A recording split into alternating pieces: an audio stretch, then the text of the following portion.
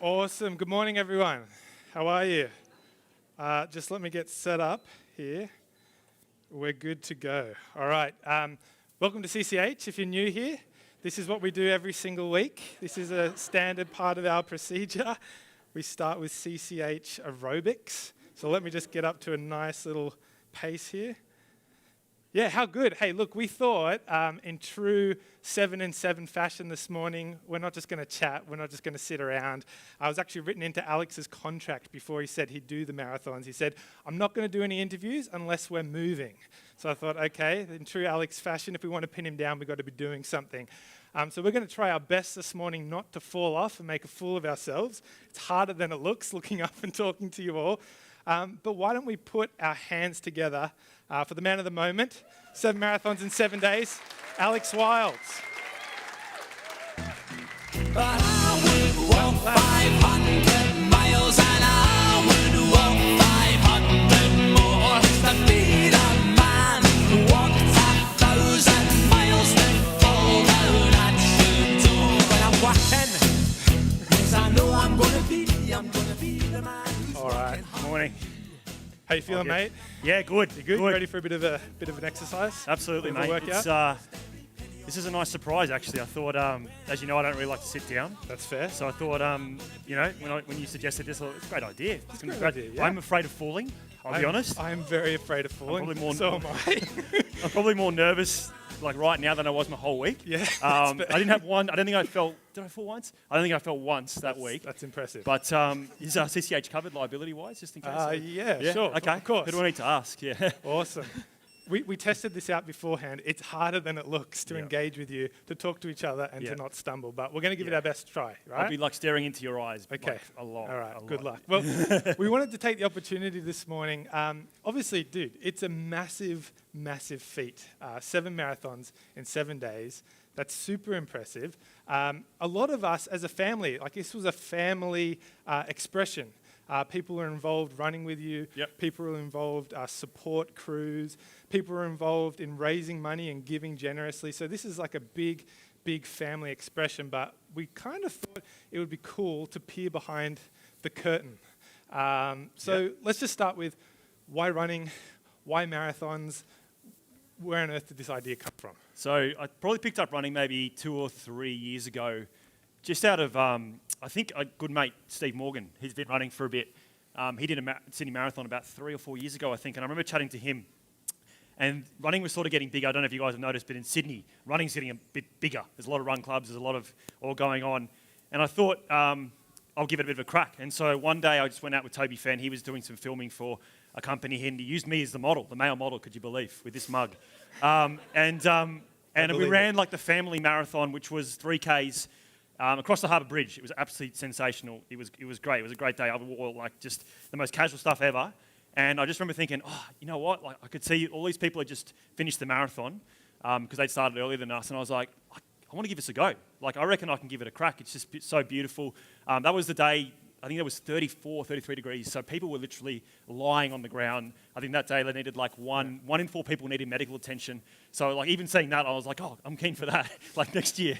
But and then I just started running, and then I got as we're in our 30s now, and we need to get fit. And some others like Tommy Hudson and yourself, and I remember Hadley was on the first run with me at Waitara Oval. I remember I sprinted around Waitara Oval. I think that's what you do, you sprint. Yep. And I was like, no, this isn't how you go about it. It's not sustainable. But I started doing it. I started training more, and then I had this goal of doing the Sydney Marathon. Sorry, just going a bit further forward. I did the Sydney Marathon. That was the hardest physical challenge I'd ever done. Yeah. But I really enjoyed it. I really enjoyed pushing my body, and then I thought, I'm kind of half decent at this. I did a lot of this at school as well, and I just thought, just the mental. It's different elements, like the mental, the emotional, the physical side required in a marathon was something that really tested me. I hadn't been tested that way before. And so I got to sort of beginning of the year. I don't know if this is part of the question, but and then Jonathan Rodwell, I don't know if you guys remember, he came, I think he got up in about March this year.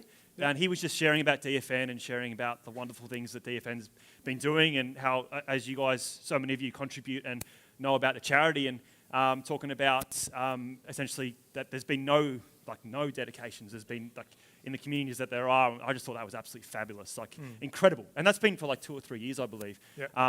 And so they're doing incredible work. And I picked up their AGM booklet at the end, and I was just reading through it that night. And I opened it, and they said, "Oh, if you want to, do something to raise money, they call it a just cause, just cause, like just because." And I was like, "Oh, I think I could do something to maybe raise some money, try and for what they're doing, which is just truly wonderful." And then I remember sitting with Bianca and just looking at her, and there's this guy in the UK who had just done 7 marathons, 7 days for motor neuron disease. Motor neuron disease doesn't have a cure, and so there's a lot of different fundraising elements for that. And I read his book, and then I was like, just for some reason, I just thought, I can do that. I reckon I can do 7 marathons in 7 days. I reckon I can try and raise money, do something a bit crazy. And so I looked at Bianca and I said, "What do you think about this? What do you reckon if I did 7 marathons in 7 days for DFN?" And then she started laughing at me. And I was like, she just couldn't believe it. I don't think, she's like, "Well, you're crazy." I remember just kind of talking about it with her, and because myself and Bianca, we absolutely love DFN. And I think it is a joint effort, right, sweetheart? It's a joint effort with us, so she had to say yes. But yes, that's all sort of came around, and then I thought, oh, I'll do it. And I remember having a chat to Steph Hudson, and she couldn't quite believe it that I was trying to do it in the time frame I did. But she was fantastic. Just a kudos to Steph, by the way, as well. She helped me every single day. Every single day. People ask, "How did you get through it physically?" Well, that's the answer. She has 3 kids, and I would come over in the afternoon, and she would just help me on the massage table. She would give me advice, and so just super blessed by the community, super blessed by you, Steph, and it's just amazing. So yeah, sorry, No, I'll that's be on good. the original question, but that's how it all came about. That's awesome. That's awesome. So tell us a little bit more about DFN. So DFN, obviously, we've had a long-standing history with DFN. The founders of DFN were actually sent from our church, I think, in the late 90s or early O's. So we've had a long-standing history with them. But tell us a little bit about what caught your attention with DFN. Well, I mean, and you guys as well, yourself and Beth have obviously been very heavily involved, and I've had conversations with a lot of you guys around, those. I think you've gone to India, haven't you? Yeah. You've gone and experienced it. You've seen what it's like over there, and it has, and Ruth as well. I think through conversation, I learn a lot about DFN rather than going to their website. I just through hearing what's happening here. And for those who don't know, they essentially work with communities over there, girls. Essentially getting them out of poverty, outcasts of society, I guess that you could say, and essentially, I guess, rescuing them in a way, and totally. providing accommodation for them, providing education for them, providing a future and hope. These girls, a lot of us know sort of what they're coming out of, and essentially they just they how do I say this, give them their dignity back in a way, and give them their hope, restore dignity, and that's something that really caught me is what they do for these girls, and reading some of the stories where those that had no future, but DFN's picked them up, put them in accommodation, put them through school, and given them a future. And I just thought, that's absolutely amazing. I mean, I don't have a daughter. I've got 2 sons, but I'd imagine if I had a daughter, I think that would actually kill me a bit. It would be so difficult to think, oh, my daughter. I'd imagine females here. If you think about, imagine it probably resonates quite significantly with you as well, the future that we have in Australia, the way and how good it is here, and just to think those girls, they just didn't, they don't have that option, and so I just thought, I want to get behind this and try to raise some money. That's really good. And to put things in perspective, so Alex, how much money did you raise? So $49,000. $49,000. So just so you're aware, because I was reflecting on the impact, sometimes when you're distanced from people that you're helping, you can sort of be distanced from the actual outcome. You're like, what does this actually mean? But 500 people, 500 women, Strava, that's putting Strava. Sorry, I just... It's got to get the K's in. 500 women for a whole year, that's putting them through medical education. 500 women. Now, just think about that, because 500 is just a number, but just think about the implications if someone decided they saw so much value and worth in you, and they were going to pay for an entire year of your education. Yeah. And it's not just one, it's 500 women that you've raised money for. That's phenomenal, isn't it? That is super impressive. So, can I just add on to that? For sure. Honestly, guys, thank you so much for your donations and generosity. When I first thought of it, I remember talking to a mate and being like, I'll try and maybe raise 10 grand, and thinking oh, I might get there. And he was like, what are you thinking? What are you doing? You're doing something crazy. Let's bring it up a bit. And I thought originally 20, 25.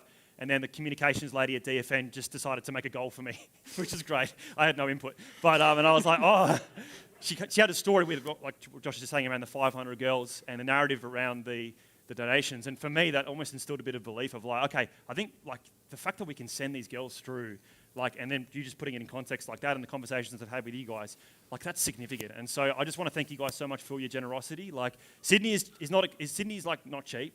It's expensive here, and you guys have given generously. And we're a church that gives generously. And so just thank you so much for that, guys. I really appreciate that. So. That's awesome, dude. That's so good.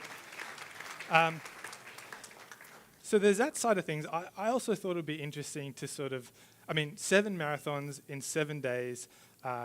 It's tempting to think that, you did it in 7 days, that was it. But that doesn't just happen. That takes a lot of work and a lot of effort. Tell us what training looked like. Tell us what a typical day looked like. Yeah, so just in the lead up to training. So tell us about the months that preceded. Yeah. What did you do? Yeah, so originally made a decision in March, and I just thought I'd start training. March is not that. No, long 6 months. ago. 6 months out. Yeah. I remember Steph mentioned, why don't you just do it next year? I'm like, no, I want to do it this year. Like, I was thinking about, okay, so I've got 6 months here. In March, I had a mate who actually dropped out of the Sydney Half Marathon, which you did, and a few of us have done here. Yep. And I thought, okay, so that could be a good place to sort of start, just do a bit of training. So I did that up to about May, and then I started sort of a block. I think it was about 4 months there.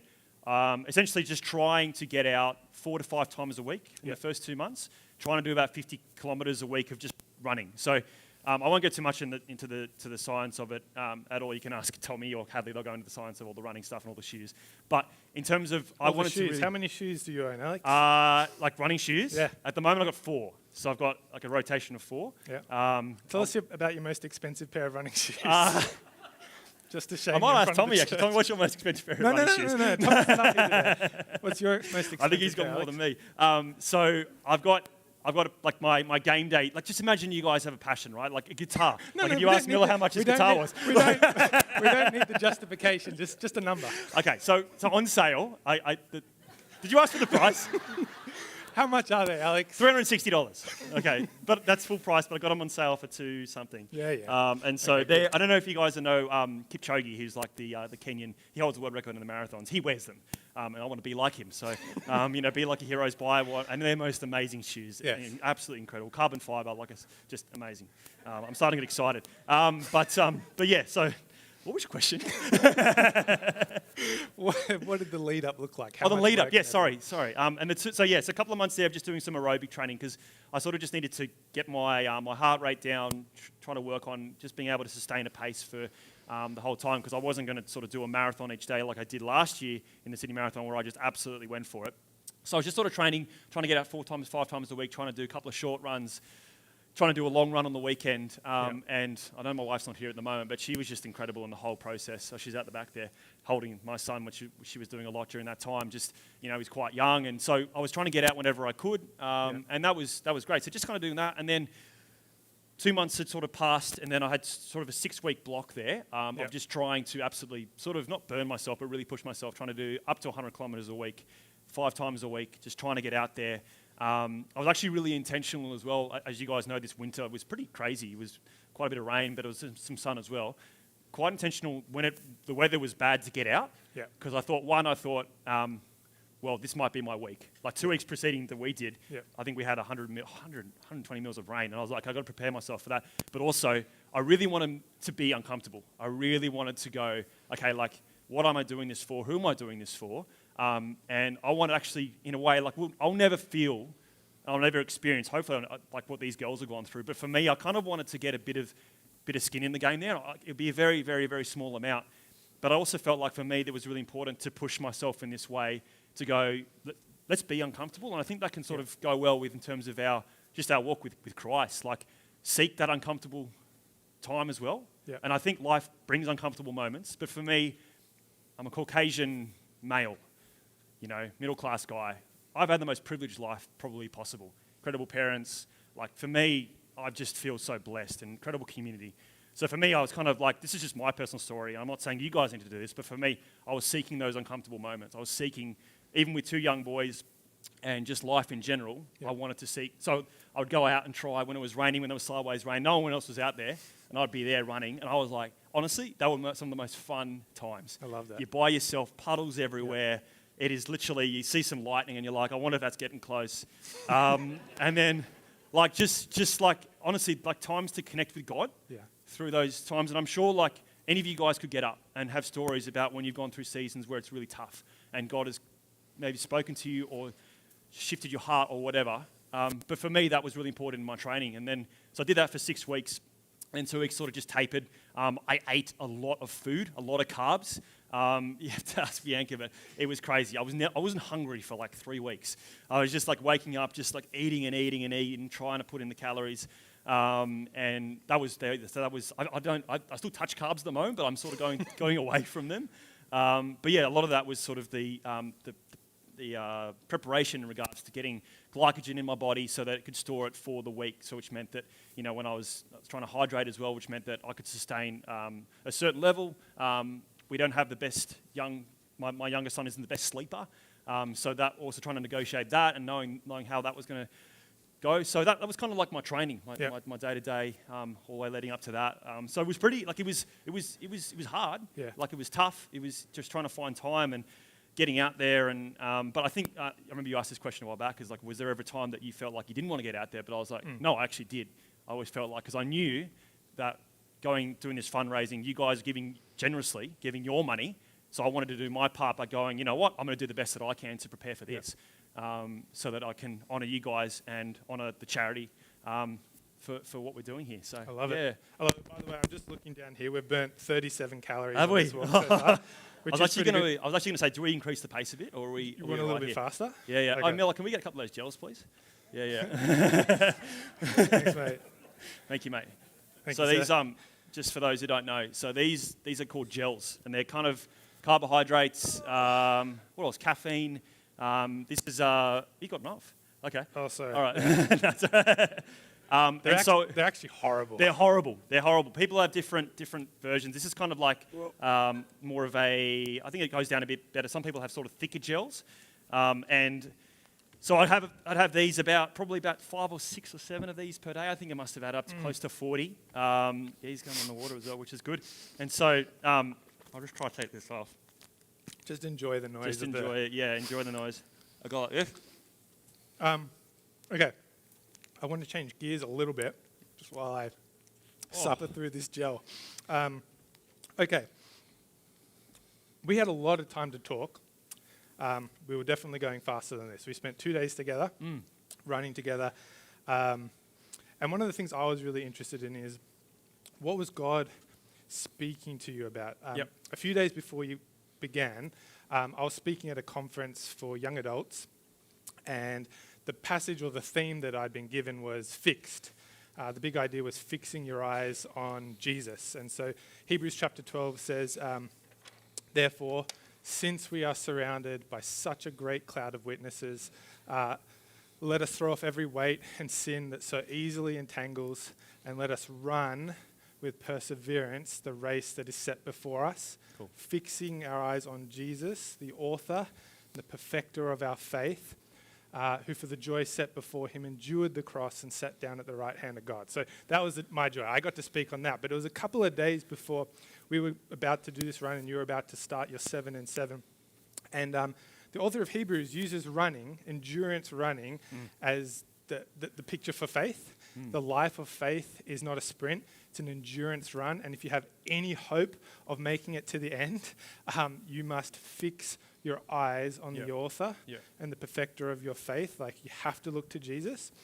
And it starts with this really interesting phrase. It just says, therefore, since we're surrounded by such a great cloud of witnesses. What it's talking about is the heroes of the faith, you know, Abraham, Sarah, Gideon, people like that, Rahab. And really, they're just people who, in spite of their many failures and flaws, put their trust in God. And God was faithful. He came through for them. And they're pictured like this big crowd of people cheering us on in the life of faith. Their race has been run. They did it. And now there are people in our lives. Like, my point for the young adults was, we need cheerleaders. We need people in our life who are actually going to cheer us on. And so it was really interesting for me when I asked you, what's God been speaking to you about through this process? What did he show you? he spoke to you during your very first marathon. So Yeah. tell us about that, because it was quite Yeah. similar. Yeah, very similar. Really cool. God's just awesome like that. Like, I was just having I was actually just chatting to Dave Bully just before, and I kind of just said that, like, I kind of came into this marathon just kind of thinking, like, okay, I'll just get on with it, like, just do it physically, get and do it. But I didn't actually think that God would speak to me. I just kind of thought, like, okay, let's just do it. And the revelations that I got through all the way God spoke to me, because I don't know if you guys as well, sometimes I make some of my biggest decisions when I'm walking, and also when we're doing this. But and so on the Sydney Marathon, just to give you the context, it's now a major, like one of the big majors, like New York, Boston, London. And so there's a lot more attention with it. There's a lot more people travel overseas. So I think there was 35 or 40,000 runners this year. Absolute vibe. The way that they just do it, it's incredible. It's like, if you guys ever get a chance, go and like watch it. It's absolutely incredible. So much fun. And I was doing it, and everyone told me to don't go too hard first time. Don't go too hard first time. I did, but I didn't go too hard. He's a big hype guy. If you get enough people around him, he'll sprint the whole thing. Yeah. If you ever see me in the street and you just come up and you just start jumping around me, I'll probably jump with you. I just love. I have toned down since I was younger, but there is such an incredible atmosphere there where I was running, and I think I got to enjoy it more this time because I wasn't so much fixed on a time, even though I did get a quicker time than I wanted. But what's something that really, really stood out to me, and such a reflection, I think, of the Holy Spirit and God's love, is as I was going through different parts, you'd have on either side people cheering you, and they would have signs. There'd be kids there, that whatever it looked like, and it was so much joy. Like, genuinely so much joy. And I was chatting to Josh about it. Like, just, even though I'm a hype guy, I think the average person would still say they absolutely loved it. And what I did say to Josh as well is that, I grew up in team sports. And I'm sure a lot of us have done team sports. There's always someone out to get you. Or maybe there's the opposition fans that don't want to cheer for you, right? They don't want you to do well, right? Yeah. And I guess in this stage, we have a real evil in our world. And the devil comes to steal, kill, and destroy. And he does that in our lives. But fortunately, we have a God who loves and cares for us, and wants the best for us. But in this one, in the marathon, I was running by myself, with all those thousands of other people, but everyone was there to cheer people on. And for me, it didn't come to a couple of days later. And I think maybe even when I spoke to Josh as well, I got more of the revelation of, I actually think that's what's going to look like when we go into heaven, when we enter the gates of heaven, as we go and we actually, I've always thought of, okay, all these lists of things that I've done in my life, is God just going to sit me down and go, bang, bang, bang, bang, bang? And I remember Ian Miller talked about this maybe five or so years ago, and he was saying that he reckons that when we get to there, it's going to be just, the glory of God is going to be on show. And we're not even going to know what to say. In fact, we probably don't. We're just going to be on our knees, just in awe of his glory and his wonder. And that for me was so cool. It kind of shifted me. And then I was thinking, when I was running, and then I was like, actually, you know what? I think that's actually what it's going to look like going into heaven. We're going to have people, like Josh was saying before, people that have gone before us, that are waiting for us, people there that are actually for us and not against us, as we go into those gates. And for me, that brought me so much joy. Yeah. And it was such a cool revelation of God's love, of that we're not, we're not there essentially to go, I've done this. He's like, welcome. Welcome into my gates. Welcome to heaven. Welcome. You are loved. You are cherished. And I thought, for me, as someone who's done team sports for so long, and then going to individual being like, is that spectator over there? Is he going to trip me? Or is he going to swear at me? Or, or is he going to, whatever it looks like, that's kind of a cool revelation. That is awesome. That I got. And as I was running, and I remember talking to Tony about this, is that line from Eric Liddell in Chariots of Fire. He says, when I run, I feel God's pleasure. And I genuinely feel in my life, I feel God's pleasure as I ran. Yeah. And through that, almost the Holy Spirit revealing that to me a couple of days later, of this is what that picture is. So that's I love that, dude. Yeah. I love that. And I think that's such an important thing, because you've found something that you're gifted at.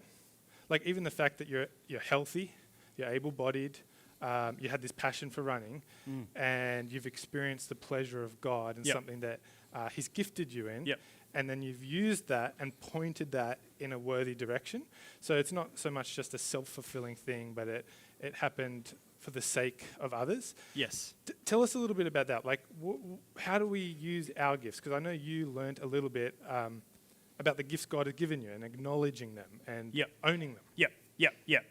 So one of the other sort of revelations I got around that week was, for me, it was just my initial thoughts were, let's just do this run.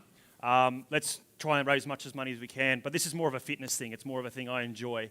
but then getting the revelation of realizing this is a gift that God has given me. Like for me specifically, individually, this is a gift He's given. He's given me a healthy body. I mean, I remember being told, and I actually was chatting to my mum the other day, I've had 2 knee reconstructions on my left knee, and I'd probably need a third one. And I was told a few years back that one, you probably shouldn't be a sports teacher anymore. You probably can't really exercise that much. And for me, hearing that as a 22, 23-year-old, I took it to heart.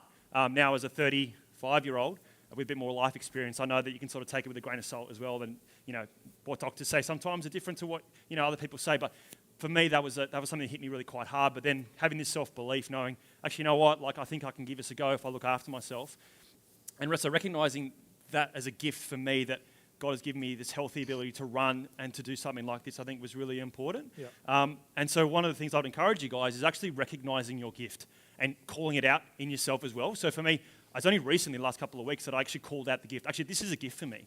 Like that He's given me this gift to be able to run, to be able to use my gift to glorify Him, to further His kingdom, and in this case, to actually try and raise money for a wonderful charity and to help people. And I guess like my encouragement to you guys as well is that like you may not do what I do, but use your gift that God has given you because it's unique to you, and use it to glorify His kingdom in whatever way possible, whatever that looks like for you. And so that's something the Holy Spirit kind of really pointed out to me. And I think even when you asked before around sort of training and preparation, like for me, that was a real building ground to steward my gift. I didn't realize that at the time, but only sort of post that, it was an opportunity for me to go, okay, what am I doing to prepare myself to then use the gift that God has given me? And also for those that join me it was like you trained hard. This guy, by the way, did 2 marathons, can I just say, during the week. So I did 2 marathons and still felt like a loser because this guy did 7. No. Like one of the cool things was, and I encourage this in your gift as well, and I don't want to blow my own trumpet here, but the cool thing was because I think of what I did in my doing that week, it encouraged others to come along for the journey. So Tommy did, and Tommy did a marathon a couple of weeks before, he came along for the ride. I had so many different people come along for a ride, doing marathons, supporting, but it then kind of allows them to go, actually, you know what, like Josh I don't know how you use your running in the future, who knows, how you connect with God, but the gift that God's given you guys, if you get started and go overcome that, okay, for me, it was like, oh, can I do this? This is a huge challenge. But when you get over that fear, when you get to the other side, and people see that, they'll join you. And you'll inspire people around you to do that. Whatever that gift is, that can be, like we have wonderful gifts that God has given us. But you will see, I truly believe this, if you seek to overcome that fear, seek to come over that doubt, seek to overcome that anxiety and use that gift, people will then go, cool, I want to get beside this person. I want to use my gift, and how can I support these people? And that's what I kind of saw. Totally, and I think that's worth acknowledging. Like that was my take home as I reflected on this. Again, we're very in Hebrews today, but Hebrews 10 says, spur one another on towards love and good deeds.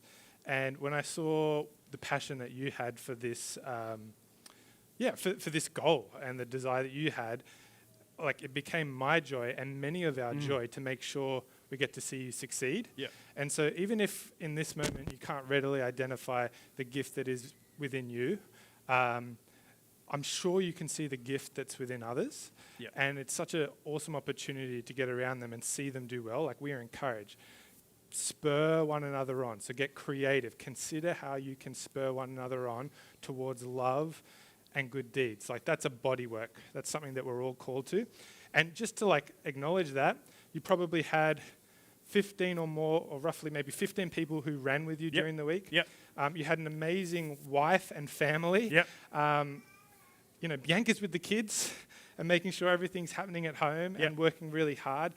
You had your in-laws, at the finish line with all the gear and all the stuff, and your parents helping along the way. You had my dad and my brother riding bikes and filming and carrying the gear. Can we just say, when Paul Freeman ran with us, he ran ahead. We didn't see him for maybe 35 Ks. He's too fast. He was running his own race. And then we caught up with him at the end. But that was a lot of fun. That was a lot of fun. That was almost came off. I was saying, I'm surprised we haven't come off yet. So am I. Just don't talk about it. Yeah. Okay, so that's really good. I think. Was there any last thing you want to encourage people in? I mean, and again, the other bit of all the generosity of this church. Again, this wasn't something solely pointed at the church. Though, because they know you and love you and respect you and believe in the cause of DFN, so many of you partner with Alex financially. And again, it just teaches us, like, I think, God is able to do abundantly more than all we ask or imagine. I think it's telling. Your goal at the beginning was 10,000. God has times that by 5. Yeah. That's pretty cool. And if you want to, there's still opportunities to give. There's another week that this is open, so you can scan there if you want to continue to invest. And all that money will continue to bless young women and educate and empower them. But if there's anything you want to sum up, anything you want to say to people, this is a great opportunity. And then I might just give you for a minute or two if you guys have any questions as well. Oh, look, I'll just kind of maybe just harp on my last point, but and that's a real, I guess, experience for me was, like I said, in the lead up to it, I had a bit of fear, anxiety, and doubt. Not too much, but enough to sort of go, oh, okay. Like I remember when the money started coming in, I'm like, okay, we actually have to do this now. Like it was almost a bit fake up to that point, and then I remember that first one that came in. I'm like, okay, so there's an expectation. But there's a real opposing force in our life, and whether that was just me or whether that was, whatever. But for me, it was like, okay, this is an awesome opportunity. And for me as a father as well, to show my boys how to overcome fear, how to overcome doubt, how to overcome anxiety. And I heard this quote a while back was essentially like, if you fear, what was it? It was kind of along the lines of just overcoming fear, overcoming doubt, and seeing what's on the other side. You won't know what's on the other side of fear unless you actually take it on head first. And for me, and it was so weird looking back on it, how exciting that was for me to actually go, okay, let's tackle this. Let's actually give this a go. And I genuinely, like, for someone like me who I struggled with anxiety through my teen years, through my 20s, and then running has literally like almost changed my mental health. I encourage you guys, exercise, any form of exercise, for me personally, just to get out, and whatever that is for you guys, it is amazing. But yeah, overcoming that, using the gift that God's given you, and see what He'll do with that. See what He'll do with your gift. It may come to light in a few weeks. It may take longer, but trust Him in the process. Yeah, recognize the gift. And I encourage you guys as well, I think Josh said this before as well, calling out the gift in other people as well. If the Holy Spirit's talking to you and going, actually, you know what? Like, I'm going to call that gift out of someone, because they might need to hear it. They might know it deep down, but go, this is the gift I think God's given you. Have a conversation and see what happens from there. And then, the human body is incredible as well. Like, seriously, it's just amazing. Like, I can't believe the body that God has given me and the belief He's given me. And He's just so good. Like, He's so good. All these stories and people that came along for the ride, like, it's a testament to God's goodness. That's good. I think that's kind of what I took out of that week. I love it. Well done, brother. We're celebrating. We're part of that big crowd that cheers you on, and we're thankful for you. Well done. Doc always has something up his sleeve. 81 calories, 70 calories. Does anybody? 74 calories. Okay. Does anybody have any questions? Last couple of minutes, and then we'll go for it, Brendan. Ask my wife. I mentioned to her yesterday I've got another goal, and she said, don't even tell me. So if you could have a chat with her, Brendan, that'd be great. I'll pass the message on.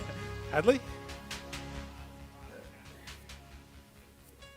What was the hardest part, and how did you get through it? The hardest part? That's a really good question. 2 things. Firstly, being a dad. Love being a dad. When I got home in the afternoons trying to do recovery, and having the boys trying to get in the ice bath, having the boys pressing all the buttons on my compression machine, it's all part of the fun. But trying to be consistent with my recovery, I found quite difficult. Getting too much into the hype on the Sunday as well at the Sydney Marathon.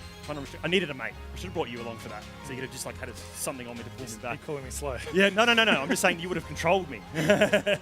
On the last day I had an issue with my, I believe Steph's called the ITB, which runs on this side. And for me, that was a real kind of like, I remember I had Tommy there that day to really support me. He pretty much told me, have you had something to drink? Have you had something to eat? So I think like what I reflect on that as well is that like I couldn't have done this without people. So having people support me to get me through those times, I think was really good. So yeah. That's awesome. Chris?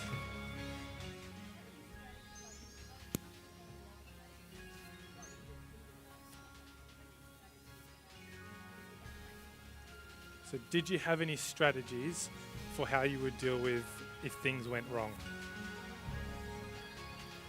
Yeah. I remember talking to actually the lady from DFN about that previously. We never actually spoke about it. But for me, and it sounds a bit weird, but my mentality was literally, I would walk it.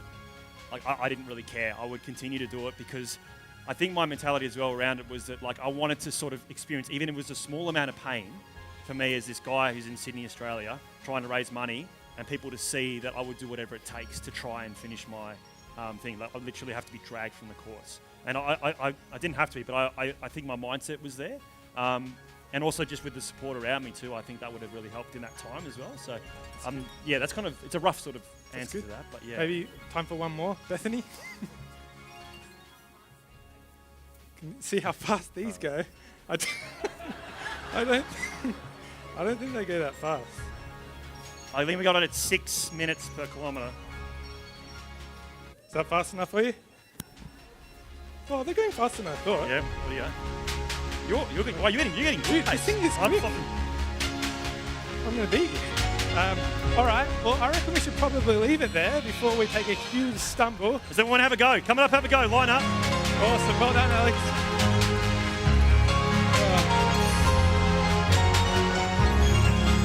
Well done. Well done. Well done, mate. We're proud of you. It was a great, great achievement. Free lunch for the person who can guess how far we went. Any guess? How? 5? Just two. Just two. Can you believe it? We busted our gut up here for 36 minutes and we got 2K. Anyway, hey, I'm going to welcome up Kat, who's going to tell us all about lunch today and everything that's happening.